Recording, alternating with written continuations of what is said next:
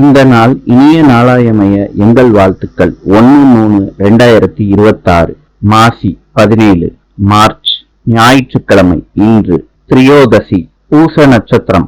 இன்று பிரதோஷம். இன்றைய நல்ல நேரம் காலை 7:30 8:30 வரை, மாலை 3:30 4:30 வரை. கௌரி நல்ல நேரம் காலை 10:30 11:30 வரை, மாலை 1:30 3 மணி வரை. இன்றைய ராசி பலன்.